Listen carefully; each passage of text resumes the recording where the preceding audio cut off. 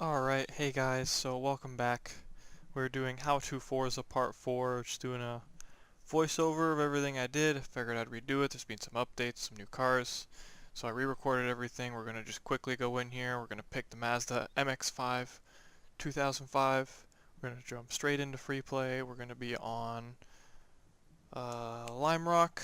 We're going to be doing 10 laps. I'm not going to be showing all 10 laps, but that is what I set up, just 10 laps to run through, circuit race, daytime. I have all my assists off except for ABS. Even though we are doing ABS off today, I'm going to start with it off, and then I'm going to show you assisted, ABS on, and ABS off. I'm going to show you the time differences, I'm going to show you the advantages and disadvantages of all of them, why ABS off is best, and how to master ABS off. So right off the bat, we're going to jump straight into it here, and we're going to see me just kind of spamming the brake trigger with the telemetry up.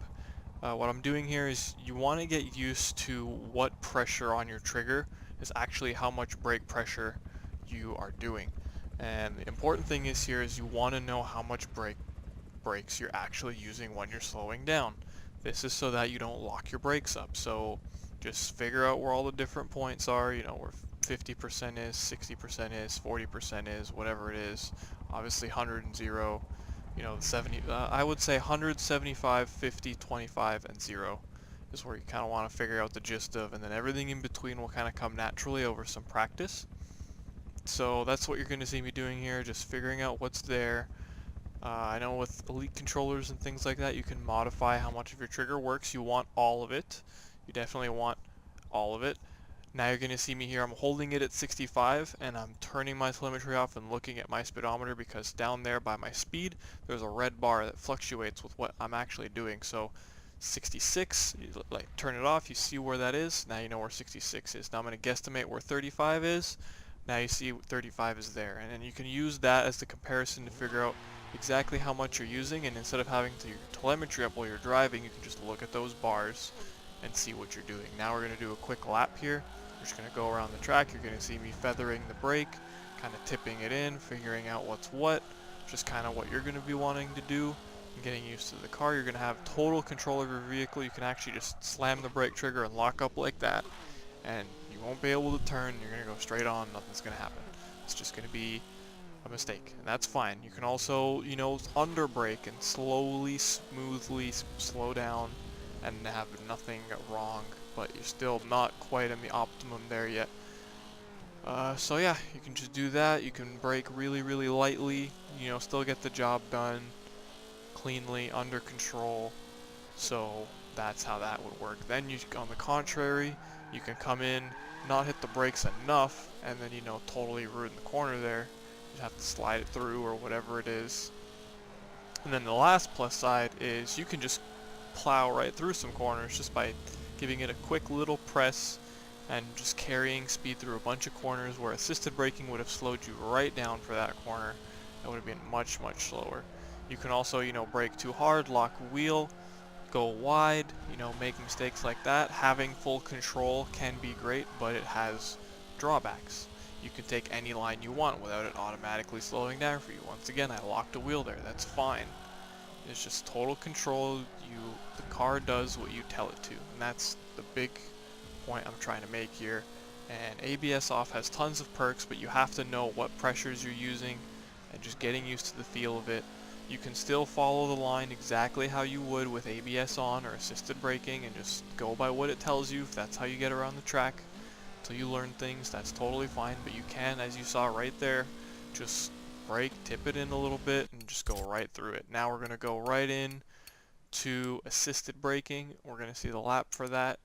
And like I said, a bunch of disadvantages here. It has to slow you down to the speed it wants you to go around the corner. It's not going to be very gentle about it. Like ABS, it's going to kind of try to stop your wheels from locking and things like that, and it kind of unsettles the car. It's just not great all around. So here we go, flying into the lap, and it's just slowing me right down. It's just, I don't know what gear to be in. It's just really, really slow. You want to go, it's not letting you go. My foot's to the floor there, and I still gotta wait for it to let me accelerate, even though I can take so much more speed through there.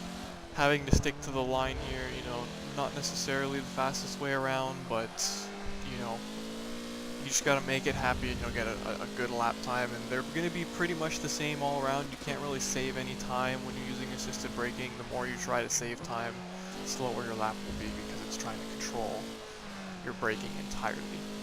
So for starting up and getting into the game and that's stuff like that, that's amazing.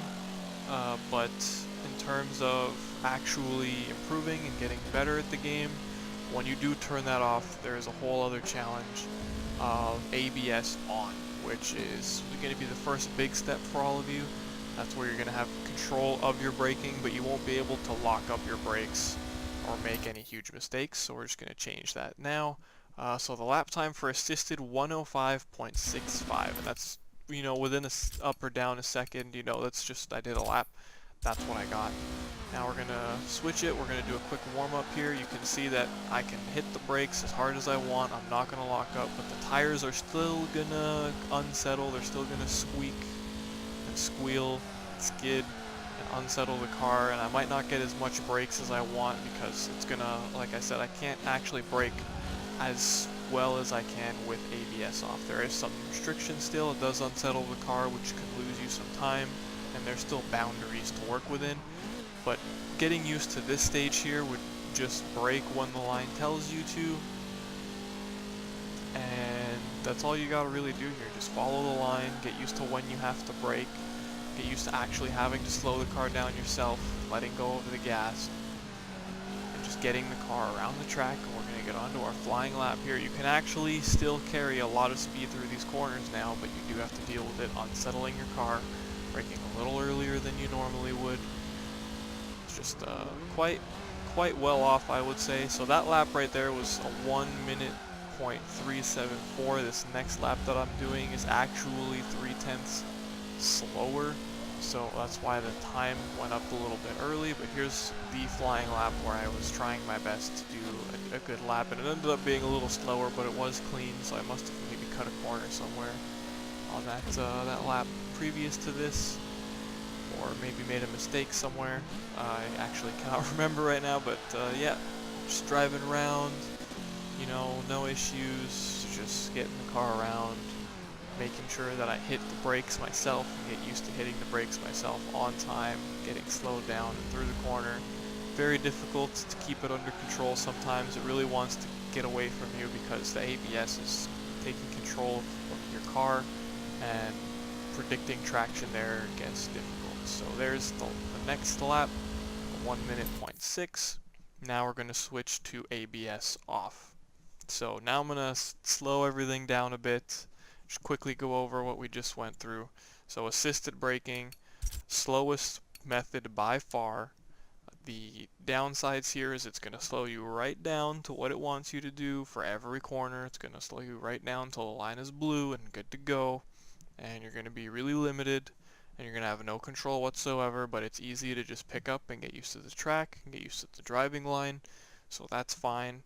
Then we went through ABS on. Now ABS on, you can save a lot more time, but you're still fighting for traction. It's still going to kick in, prevent you from locking your brakes up, which therefore lengthens how far away you have to brake, because it's stopping you from braking to deal with you just freely hitting the brakes.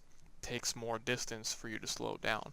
So it's not quite as fast as ABS off. It has its advantages. It's good to get used to braking yourself, but it's still not the fastest way around the track. Now we're going to jump right into the ABS off lap, and we're going to fly across the line, and you're going to see me smoothly brake really late into the red zone. Perfect predictability. My car's not out of control. The tires aren't squealing. I might lock a wheel here or there, but it's really smooth.